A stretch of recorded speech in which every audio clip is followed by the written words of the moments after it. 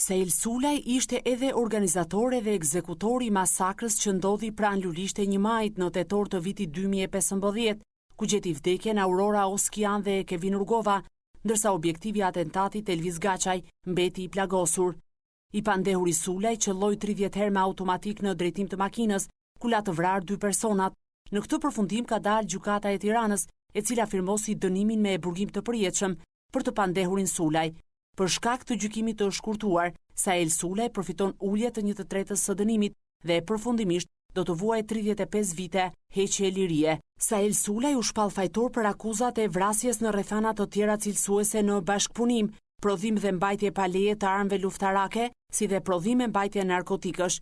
I pandehuri tjetër Vasiel Çavo u dënua me 30 vite burg për të njëjtat akuza, por për shkak të gjykimit të shkurtuar do të vuajë vetëm 20 të tilla.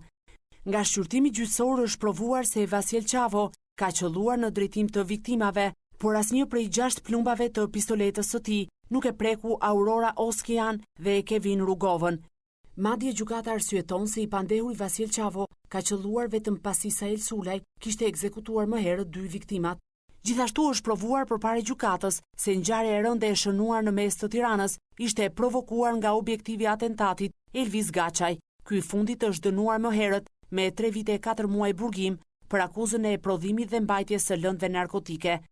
Ngjarja e rëndë ndodhi në 1 tetor 2015, rreth orës 19:45 minuta në rrugën Beqin Rusi, afër Lulishtes 1 Maji. Sail Sulaj dhe Vasiel Çavo, qelluar me armë zjarri në drejtim të një autoveture të markës BMW seria 5 me targa AA 675 JS, ngjyrë gri, në të cilën ndodheshin Elvis Gaçaj, Aurora Oskian, Kevin Rugova dhe Eda Gjura. Nga breshëria me Kalashnikov janë vrarë në vend Kevin Rugova dhe Aurora Oskian, si dhe është plagosur Elvis Gaçaj. Eda Gjura për fat shpëtoi pa asnjë dëmtim.